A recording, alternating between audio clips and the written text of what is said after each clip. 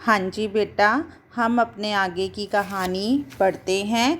अलग भोजन की व्यवस्था करनी पड़े तो अपने गिरते हुए स्वास्थ्य और परिवार वालों की चिंता निवारण, मतलब चिंता निवारण, निवारण का अर्थ होता है दूर करना के लिए, पर ऐसा हो गया कि उपचार का प्रश्न ही खो गया। मतलब अगर अलग भोजन की व्यवस्था करनी पड़ती है तो वह जो है तरह तरह की बातें लोगों के सामने प्रस्तुत कर देती है। इस देहाती वृद्धा ने जीवन की सरलता के प्रति मुझे इतना जागृत कर दिया था कि मैं अपनी असुविधाएं छिपाने लगी और सुविधाओं की चिंता करना तो दूर की बात है।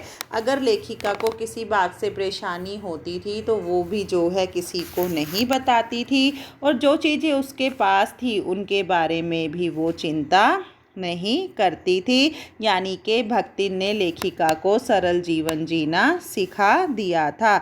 इसके अतिरिक्त भक्तिन का स्वभाव भी ऐसा बन चुका है कि वह दूसरों को अपने मन के अनुसार बना लेती है, कि वह ऐसे बात करती है कि जैसा उसको ठीक लगता है सामने वाले को भी वैसा ही वो ठीक कहने पर मजबूर कर देती है। पर अपने संबंध में किसी प्रकार के परिवर्तन की कल्पना तक उसके लिए संभव नहीं है, परंतु वह स्वयं को बदलना नहीं चाहती है।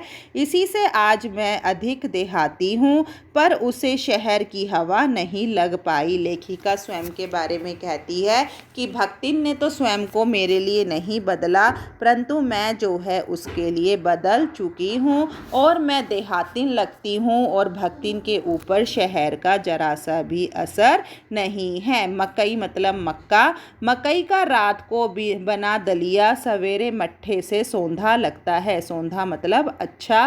बाजरे के तिल लगाकर बनाए हुए पुए गरम कम अच्छे लगते हैं। मतलब बाजरे के तिल के जो पूड़े बनाती है वो गरम कम अच्छे लगते हैं, वो ठंडे ज़्यादा अच्छे लगते हैं। ज्वार के भुने हुए भुट्टे के हरे दानों की खिचड़ी स्वादिष्ट होती है। सफ़ेद महुए की लपसी, लपसी होता है पतला हलवा, संसार भर के हलवे को लजा सकती है। मतलब जो ये भक्तिन का खाना बनाती है उसकी यहाँ पर तारीफ करी जा रही है। आदि वह मुझसे क्रियात्मक रूप से सिखाती रहती है। ये बातें जो है भक्तिन ने लेखिका को सिखा दी है, पर यहाँ का रसगुल्ला तक भक्तिन के पोपले मुंह में प्रवेश करने का सौभाग्य प्राप्त न कर सका। पोपले होता है जिसके दांत न हो, यानी कि जो शहर भक्तिन ने तो मुझे गांव का खाना खाना सिखा दिया है, परंतु जो शहर का रसगुल्ला है वो भक्तिन के मुंह में अभी तक नहीं गया है। मेरे रात दिन नाराज़ होने पर भी उसने साफ धोती पहनना नहीं सीखा, पर मेरे स्वयं धोकर फैलाए हुए कपड़ों को भी वह तह करने के बहाने सिलवटों से भर देती है। मतलब भक्तिन अपने सभी कार्यों को श्रेष्ठ ठहराती है। मुझे उसने अपनी भाषा की अनेक दंत कथाएं कंठस्थ करा दी हैं। दंत कथाएं होता है लोक प्रचलित कथा, की कंठस्थ होता है याद कराना। भक्तिन ने मुझे अपनी भाषा में, जो वो भाषा बोलती है उस भाषा की अनेक कथाएं मुझे जो है याद करा देती है। पर पुकारने पर वह आए के स्थान पर मैं जी कहने का शिष्टाचार भी नहीं सीख सकती। परंतु जब भक्तिन को बुलाया जाता है या उसे आवाज़ लगाई जाती है तो वो आए शब्द का प्रयोग करती है। उसके अंदर जी कहने का अच्छा आचरण अभी तक नहीं आया है। भक्तिन अच्छी है यह कहना कठिन होगा, क्योंकि उसमें दुर्गुणों का अभाव नहीं है। मतलब उसके अंदर कई बुराइयां भी है। वह सत्यवादी हरिश्चंद्र नहीं बन सकती, पर नरोवा कुंजरोवा कहने में विश्वास नहीं करती है। आपको पता होगा कि जब महाभारत में युद्ध हुआ था तो युधिष्ठिर ने जो है एक बात कही थी कि नर और हाथी जैसे अश्वत्थामा मारा गया था, ये बात जो है युधिष्ठिर ने अधूरी कही थी। उन्होंने पूरी बात नहीं बताई थी कि अश्वत्थामा नाम का मनुष्य नहीं बल्कि हाथी मारा गया था। अगर भक्तिन सत्यवादी हरिश्चंद्र नहीं बन सकी तो वो जो है नर व हाथी जैसा झूठ बोलने में भी विश्वास नहीं रखती थी। यानी कि उसका वो बात कहती थी परंतु वो इस तरीके से कहती थी कि वह सुनने वाले को अधूरी न लगे। मेरे इधर उधर पड़े हुए पैसे रुपए भंडार घर की किसी मटकी में कैसे अंतर्रहित मतलब समा जाना छिपा देना, इस विषय में जो है लेखिका को पता नहीं होता था। यह रहस्य सिर्फ भक्तिन ही जानती थी।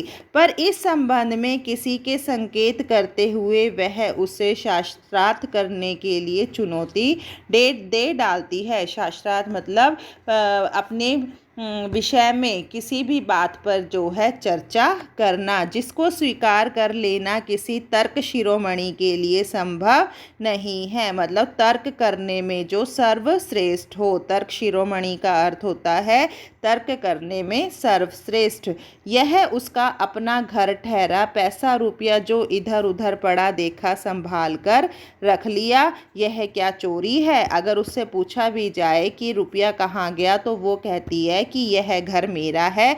अगर मैं पड़े हुए रुपए को छुपा भी देती हूँ, संभाल कर रख भी लेती हूँ तो इसे चोरी करना नहीं कहा जाता है। उसके जीवन का परम कर्तव्य मुझे प्रसन्न रखना है। वो हर समय जो है लेखिका को खुश रखने का प्रयास करती थी।